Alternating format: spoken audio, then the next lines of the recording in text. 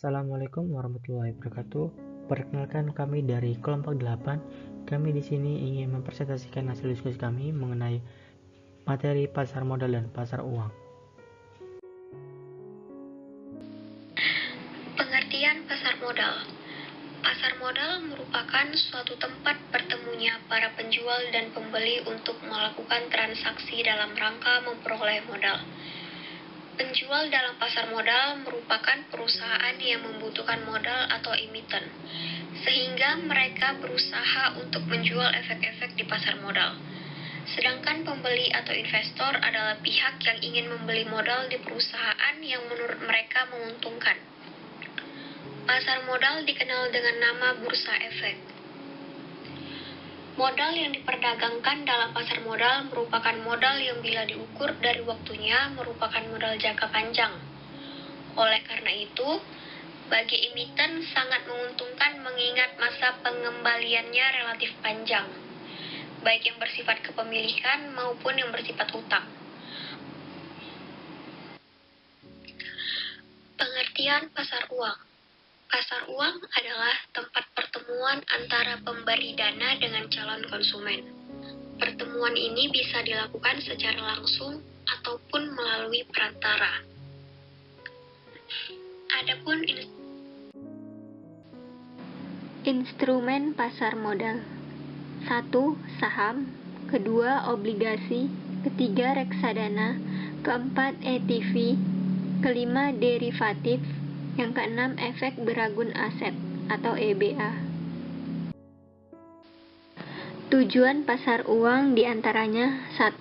Untuk memenuhi kebutuhan dana jangka pendek, kedua untuk memenuhi kebutuhan modal kerja, ketiga untuk memenuhi kebutuhan likuiditas karena disebabkan kekurangan kas. Nah, selanjutnya kita akan membahas mengenai perbedaan saham dan obligasi. Apa sih saham dan obligasi itu? Berikut ini ada beberapa perbedaan antara saham dan obligasi yang dapat memberikan pemahaman kepada kita mengenai saham dan obligasi. Perbedaan yang pertama, saham dan obligasi yaitu dilihat dari artinya. Saham sendiri memiliki arti yaitu bukti kepemilikan atas sebuah perusahaan. Dan obligasi sendiri ialah bukti pengakuan utang perusahaan terhadap pemilik modal.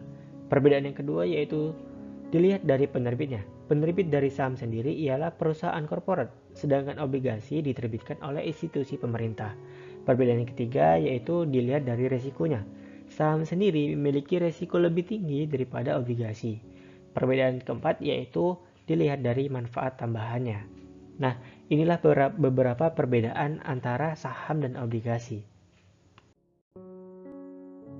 Penjelasan selanjutnya ialah mengenai instrumen yang terdapat dalam pasar uang. Ada beberapa instrumen yang terdapat dalam pasar uang.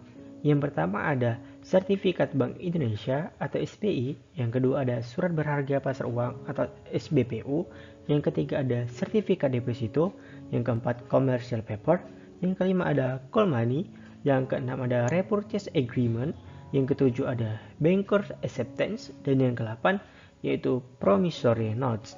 Inilah beberapa instrumen yang terdapat dalam pasar uang. Perbedaan lainnya dari pasar modal dan pasar uang dapat kita lihat dari para pemainnya. Dalam pasar modal sendiri, para pemainnya itu ada emiten, investor, dan lembaga penunjang. Sedangkan dari pemain pasar uang sendiri, ada dari lembaga keuangan, perusahaan besar, lembaga pemerintah, dan individu.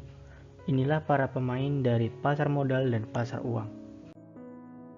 Prosedur emisi adalah bagian perusahaan yang akan melakukan emisi baik saham maupun obligasi di pasar modal harus memenuhi persyaratan dan prosedur yang berlaku dan telah ditetapkan di pasar modal. Adapun prosedur dan tahapan emisi sebagai berikut. Tahapan persiapan, tahapan penyimpanan letter of intent, tahapan penyimpanan pernyataan dan pendaftaran, tahapan evaluasi oleh Bapepam. Pengertian tujuan dan pasar balas. Valuta asing atau sering disebut dengan balas merupakan mata uang yang diakui, dipakai dan diterima sebagai alat pembayaran dalam perdagangan internasional. Tujuan pasar balas sebagai transaksi pembayaran untuk mempertahankan daya beli, dapat mengirimkan uang ke luar negeri, untuk memperoleh keuntungan, untuk pemanggaran risiko atau hedging, untuk memudahkan belanja. Pasar perdana. Pasar perdana adalah tempat yang pertama kali dikunjungi dalam proses jual beli instrumen investasi di pasar modal. Sederhananya, ini adalah tempat di mana investor individu atau investor institusi untuk kulakan produk efek yang nantinya bakal diperjualbelikan dalam pasar sekunder. Pemagaran resiko atau hedging. Hedging adalah strategi trading untuk melindungi dana trader dari fluktuasi nilai tukar mata uang yang tidak menguntungkan. Lewat hedging, trader bisa menghindari potensi loss dalam jumlah besar. Hedging adalah strategi trading untuk membatasi atau melindungi dana trader dari fluktuasi nilai tukar mata uang yang tidak menguntungkan.